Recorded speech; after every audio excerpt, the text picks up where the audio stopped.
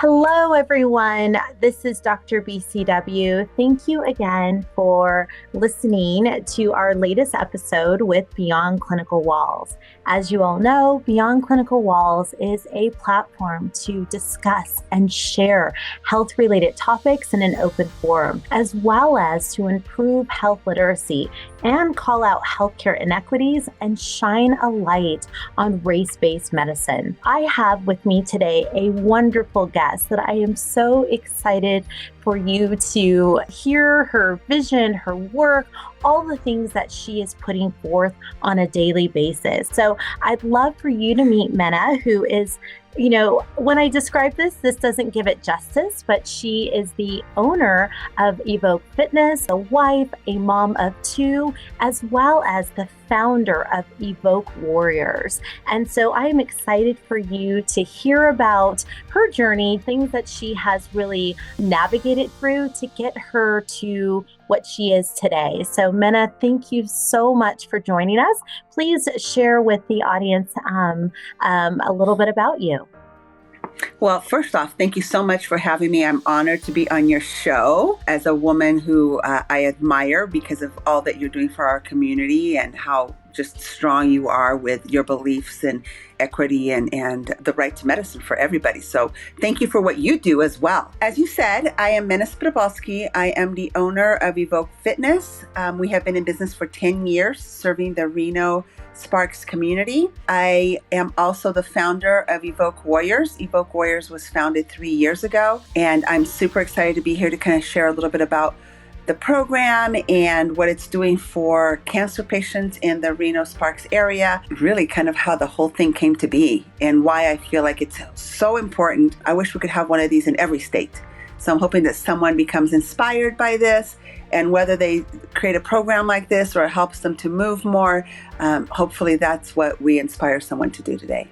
Excellent. And that is the hope. When you hear about the work that she's putting forward and how she is helping cancer patients, this is something that should be produced around the world. It is a blueprint for not only health, but physical, mental health, and just overall motivation in ways that I think is truly needed when we look at the type of work that she is putting forward. So Mena, can you share first, because I loved being able to just read your bio and share with listeners your beginning journey. I think that's so powerful because it also shapes and really tells a story about what you do today. So I'm going to actually start with a very brief background of where I was born and how I got to be here doing what I'm doing today, because I'm a firm believer that God puts you where you need to be at the right time and the right place. And I feel like that is kind of where I am now. I was born in Africa. My mom and dad met in the Azores Islands, actually, and they went to Africa and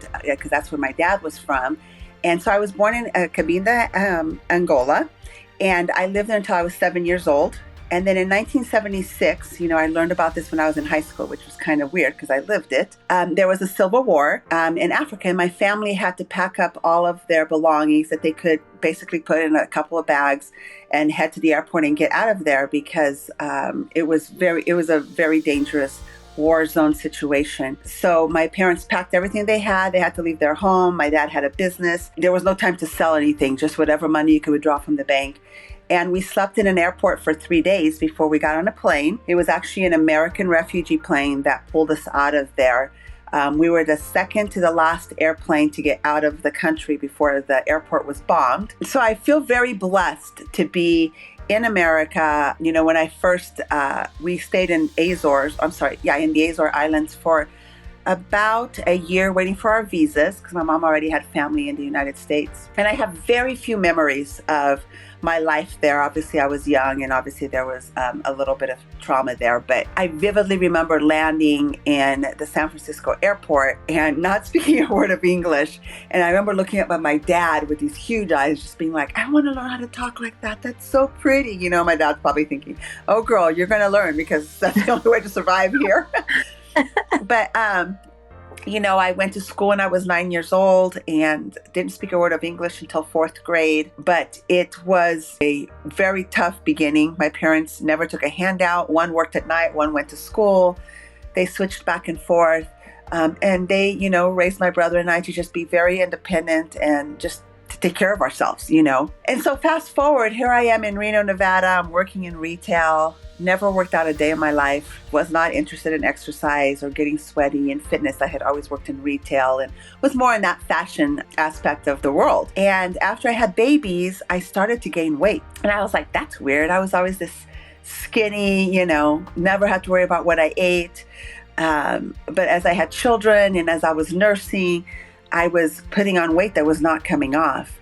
And with my second child, I noticed that I was pretty much, when I stopped nursing him, I was weighing the same that I had weighed when I was about 6 months pregnant. So I had a total meltdown in a dressing room. And I was like, I need to do something. Like, I'm either going to go in this really unhealthy, unhappy direction, or I need to get my shit together and start doing things that are good for my body. So I was really embarrassed to join a gym, which is a very, very common thing. A lot of times I hear that from a lot of clients that land on our doorstep.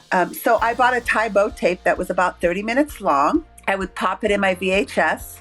The kids would play around me and I would do this Tae Bo workout for 30 minutes and lay on the floor dying every 5 or 10 minutes. But the more I did it, the stronger I felt, the happier I was. I looked forward to the time when I could get my exercise on. Then my husband brought me an hour-long tape and I started doing that. And as my confidence built and as I started to lose weight, I decided to hire a trainer so I could learn what to do in the gym, because I had never, like I said, been in a gym. I had no idea what to do. And I just fell in love with the whole process. I loved how I felt about it.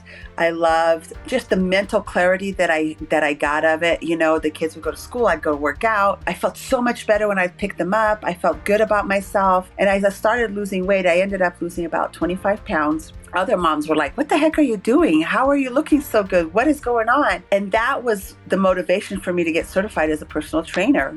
So that's really how my journey started, was just in a bedroom locked up with a Tae Bo tape, and just realizing the importance of fitness and realizing not just how I was feeling and how I was looking externally, but really how I was feeling mentally, like feeling good about myself again and like not getting out of breath chasing the kids around. And I just felt so good about it that I wanted other women to find that confidence and that assurance in themselves through fitness. So once I got certified, I started doing boot camps in the park. So we would drop off our kids and then the moms would literally walk over to the park and we would do a boot camp class for about 45 minutes. If they had babies, I would push them in the stroller. I would hold on to them so that they could work out. And that's kind of how my fitness journey started. And something that you mentioned, Mena, which I think is a through line in everything that you do, even with that journey, it's this thought process, but not just the thought, it's an action. It's what can I do? What can I do? Whether it's I'm at home, I'm popping in a tape to exercise. What can I do to build my confidence? What can I do even if I have to pick up my kiddos and do all of these things, as well as this will lead us into the work that you're doing in the with your nonprofit is, leaning into what can you do? And I think that mindset can really allow people to have a different perspective.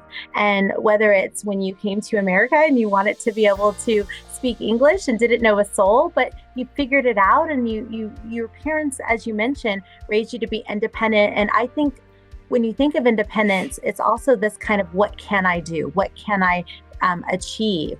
And so that's something that really struck me when you were sharing that story, as well as when I was able to read your bio. And so I think this leads us into when you opened your business and that kind of thought process that you infused in all of your clients. Can you share some of that? Yeah, when the opportunity came to buy the gym, that was not something that was in my radar. I was just happy working part-time, between kid activities and, working with 10, 15 clients and just doing that. But when the opportunity arose, it was actually my husband who was like, just imagine the amount of good that you can do by owning your own business. And you're going to get to set your schedule and work around the kids. And I was on the other fence where I'm like, what if, it fails? What if people don't come? What if blah, blah, blah, blah? And he's like, what if it's a success? What if, And so buying the gym 10 years ago really opened up a lot of doors, A, to help more people, B, to really build a culture where people felt comfortable. Because I knew from experience that walking into a gym was a scary thing. whether you're 100 pounds overweight or you're 20 pounds overweight, it doesn't matter. The fear's still there. And it's just like, are people going to laugh at me? Am I going to look dumb trying to lift a weight? Am I going to injure myself? And so I knew that I could build a culture where people will feel confident coming into the gym. And really, I'm really proud of that. That's one of the things that Evoke is known for, is that we are family oriented. People feel comfortable there. There's no judgment.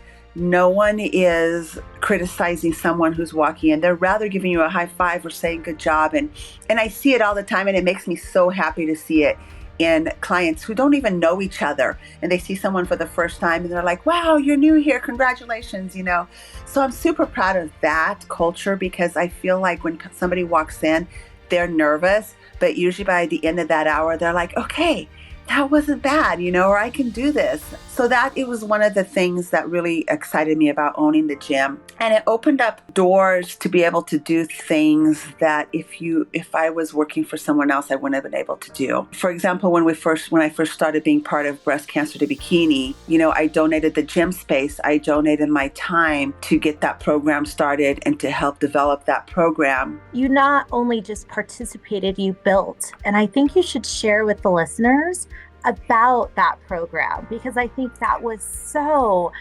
instrumental in changing lives and what you're doing now to this day. So can you share where that came from when you talk about donating space in your gym and what you were putting forward? Sure. So I actually had trained a client's daughter to do a bikini competition. And that client of mine had had breast cancer and had gone through the whole process of a double mastectomy and chemo and radiation and all of the things that go with a cancer diagnosis. And she had actually trained at another gym, to do a bikini competition, because she just wanted to get the courage and the strength back to believe in her body again. And so fast forward, I trained her daughter. I get to know her really well. And she calls me one day and she's like, hey, I had an idea. I want to do this thing. I want some of my people that I know who've gone through breast cancer to feel the way I felt when I got up on that stage. She goes, it wasn't about winning. It wasn't about wearing that bikini.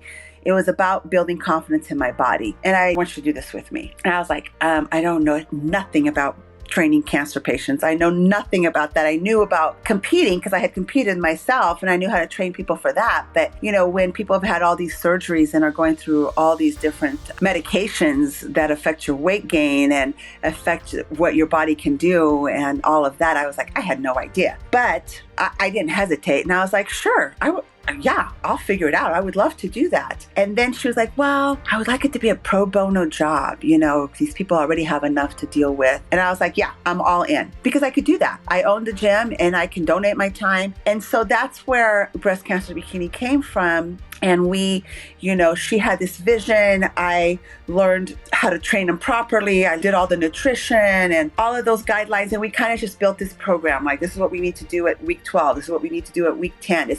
And so forth. So I did that program for about 4 years. We put 60 women who had breast cancer on stage. Some of them were going through treatment. Some of them were out of treatment as far as 15 years. And some of them, like I said, were currently going through treatment. We helped them lose weight. We helped them build muscle, gain confidence, do things that they never thought they were able to do. And that was truly, for me, to watch them. I always get emotional when I tell this story, but to watch them walk in nervous, scared, overweight, not be able to get off the floor, to people who walked in smiling and happy and they couldn't wait to be there, and lifting weights that they didn't think that they could do, or doing a push-up. Like a lot of times when they have a double mastectomy or they have any kind of surgery in the chest and breast area, doctors tell them, oh, you can't ever do another push-up, or you can't ever do another plank. And then they try it and they're like, I just did a 10-second plank, or I just did one push-up, and then it goes to 10, and it's absolutely remarkable. And so that was really what kind of drove me, was that joy of seeing that. And then 4 years of that, we decided to go separate ways so they could do things kind of differently than what I wanted to go with the program. And I just took a break from it and actually kind of thought I was done. Okay, I'm done. I'm going to move on from this journey. And 2020 hit, and all the madness of that. But in those 2 years that I wasn't doing that program, I really missed the joy of it. When I train my clients, it's a day in, day out. I get to see progress. But when there's a deadline, it's different. And when it's somebody who's got so many things going against them that they get to overcome through fitness and eating well, it's different. And I missed that part of it. So that's kind of how Warriors came to be. Breast Cancer to Bikini was only for women, and it was only for breast cancer. Evoke Warriors is for anyone who has a cancer diagnosis. Men, women, colon cancer, breast cancer, brain tumors, melanoma, you name it, we've had it. We really try to help anyone with any cancer diagnosis, because once you get those words, you have cancer, it completely changes your life. So, Mena, I would love for you to share with the listeners. One thing that you had mentioned to me that you often hear is when your clients have received that diagnosis of cancer, their life kind of just stops as far as exercising and this feeling that I just need to stay on the couch while I get my treatment. And can you share with listeners, what your mindset has been and how you've been able to empower these patients? And it's important to mention what you stated. You are very inclusive in your reach for all types of cancer patients, all gender, everyone. I'd love for you to highlight those two pieces. Even if you go back 5 years, and I think that there's still a lot of doctors who firmly believe that when you're going through chemo and you're going through radiation, that you need to go home and lay on the couch and rest. And yes, there's a lot of people who it wipes them out, and barely getting to the bathroom and barely having dinner is more than they can do. But the majority of people, and the science is there to show that if you are moving through your chemo, that you actually get through it better. You move that poison through your body. It's not just sitting there. You move your body was built to move, no matter what we're going through. And these people are finding that the more that they move, whether it's a walk, a hike, getting on a bike and just slowly moving their legs, they find that they do get through the chemo much better. They're less nauseous, they're less fatigued, they're less achy, all of the things. And there's a lot of research out there that's showing that. And more doctors are telling people, no, move, try to go about your life. And so we really try to encourage them and show them that they can do these things. I would say that most of the time when they apply for the program, a patient will tell us, oh, well, I'm really having a difficult time with this and this. I'm like, just trust us, trust the process, take it one step at a time. And literally within 2 weeks, I'm going to tell you 99% of them are doing amazing, remarkable things. It's cool. It's really remarkable. Well, and like we've mentioned before, not only that physicality that changes, but that mental outlook that is really, I think, vital to just changing your whole outlook on life. And so Absolutely. You are providing 2 layers of support, not only for the forecast of their future, but right there in the minute, or right there, helping them day to day, and also having something to strive for. Yeah, like you mentioned, getting on stage or whatever their goal is, just having something that you are looking forward to. I want to share with the listeners that through Evoke Warriors, which is nonprofit, and it was founded in 2021, and this is her 3rd year giving back to the community, cancer patients throughout the state, that you continue to just push and elevate this important work. I think another piece that is important to mention is you've had 61, is that correct? 61 people, yes, or is it more now? No, with this year's group, we're at 61. Yes, that's correct. Okay, excellent. Well, can you share with some of the listeners, if someone knows either they're interested for themselves or a family member, how do they go about learning more about Evoke Warriors and applying or either donating, which I think is really important for those listening to think about how you can help someone else really have the opportunity to experience this? Yeah, so Evoke Warriors opens up their applications every February.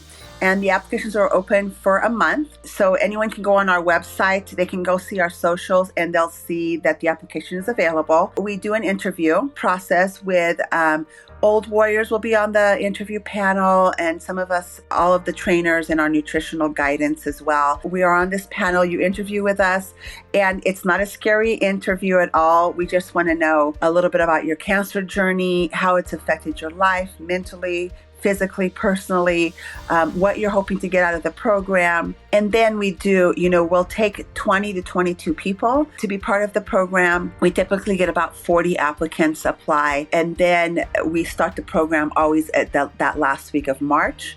It goes 6 months of exercise bonding events that we do so that they can bond outside the gym. We have nutritional guidance. We have our nutritional book club because we use The Path to Wellness, which is a book that is used in some cancer centers throughout the country. We use that as our nutritional guidelines. We really focus on mental health, nutrition, physical health, and just giving them all the tools in 6 months that they need so they can take these things that they learn and use them and apply them for the rest of their lives so that they avoid a cancer reoccurrence. And if a cancer reoccurrence does occur, they're stronger mentally and physically so they can take on anything that comes their way. At the end of the 6 months, we do a reveal program, and this reveal gala, they get to pick something that they want to wear that makes them feel amazing and beautiful and handsome, whatever it may be. At this gala, they get to show all their hard work at the last 6 months to their family, their friends, their supporters, our community. They get to see what they've done. The gala, we do a interview of them and they share their cancer story. You see this video, you see their before photo, and then they get to walk up on stage in this amazing outfit, and they always get a standing ovation. There's usually not a dry eye in the entire place, and they just feel the love. When I've envisioned that gala and the finale to their 6-month journey, the key to that was that they feel all the love and support that maybe they felt like they didn't have during their cancer battle. Because a lot of people say that they lose a lot of friends when they get cancer. A lot of people just don't know how to handle it. And I want them to feel loved and supported and proud of themselves. And so far, that's kind of been a success story because they all feel like that was more than I ever imagined it would be. And so it's pretty amazing. And you're also creating a network of connections that, people may not have been able to experience. And having the opportunity to connect with others that are going through cancer and understanding that kind of lived experience of appointments and, medications, but also going to the gym and having this accountability piece is really a key to helping you just navigate all of these things that are kind of coming at you all at once. But if you have support, it really can make a difference. And so I want to highlight that this is, a nonprofit. Mena is doing such amazing work in our community and helping people throughout. And although when she mentions a 6-month plan, it is a lifelong plan. I love how you mentioned, if a reoccurrence happens, it's something that you can hold on to, that you now have in your playbook to help with the mental, the physical tolls that not just cancer brings, but also life. It's a very powerful opportunity. It's an opportunity to create lifelong education, support, and just overall skill set that you can use not only for yourself, but your family and anything that you navigate. And I think that that's huge. So the work that you're doing, Mena, is fantastic. Can you share some of the social media handles? Just if people want to get a flavor of the things that you are doing. I love her Instagram. She's on there, sharing different exercises, but also just mindset things that can also help you in your daily, whatever you're facing. So we have Evoke Warriors on Instagram and as well as on Facebook, and you can follow it. And I post videos of their workouts. I keep it as real as possible. I always tell them, I'm like, the struggle is okay because there's going to be a struggle one day, but there's also going to be a success the next day. So you'll see what they go through day in and day out in the gym. A lot of them call it their happiest hour of the day when they get to come and be with their community of cancer survivors and cancer warriors that are going through it. So you can see some of their workouts. We give you tips and nutrition and all kinds of fun things on their pages. And then if you want to follow Evoke Fitness as well, we have more of the gym side and what's happening in the gym and so forth at that time. We also have a website, evokewarriors.org. And on that website is where you would find the application when it's available and the link. We're going to be having our one and only fundraiser on June 24th at the gym. It's a boot camp fundraiser. It's super fun. We have a DJ, we have treats, we have raffle prizes, silent auction. You get to meet all the warriors, work alongside them. You really put things into perspective. You're like, well, if they can do 5 push-ups, I sure as heck can do 5 push-ups, right? The fundraiser is coming up on June 24th. There's details on our socials as well about that. And all the reveal information will also be on that website. Perfect. And if they can't make it, they can definitely donate, correct? Absolutely. They can donate on the website. There's a little button that says donate. Whether it's $5 or $5,000, we'll take it all because it really helps us continue the program for as long as possible. I've always said that I will do this program as long as there's a need. I really want to stand behind that. So the program is 100% donated to every single participant. They don't have to pay a dime. And that has always been a very, very important part of this program. You can have excellent insurance, but you still have all that struggle of not being able to work, I have clients who go to Stanford for treatment, or they'll go to MD Anderson and they're having to pay for flights, or having to pay for rooms. There's a lot of costs involved with their cancer diagnosis and their cancer treatment, whether it's local or out of town. And so we don't want getting healthy and fit and that desire to ever be put on the back burner simply because of cost. So it's 100% donated to them, and we rely on our community, our donors, to continue that. Excellent. Well, thank you, Mena, for joining me today and showcasing all of this wonderful work with Evoke Warriors. I encourage all of the listeners to take a look at our website, consider donating, consider coming and joining at the fundraiser June 24th, correct? I'm going to say that one more time. Yeah. Not only are you helping the community and helping people directly, you're also able to get a workout in as well, which helps you. So my dad always said, when you help others, you're helping yourself. And this was a man who, as many of you know, a 99-year-old World War II Korean Vietnam War veteran that worked out, every day, even the day he passed away. And his motto was, you have to keep moving. And so what Mena is doing, she's allowing people to keep moving. Thank you for joining me today. And I'm excited for people to take a look and donate and find ways to support. So this is Dr. BCW. Thank you, as always, for listening to Beyond Clinical Walls. Don't forget to subscribe and turn on notifications so you don't miss my next upload. And if you found this information helpful, please hit the thumbs up. It really helps the channel. As always, thanks for watching and thank you for your support.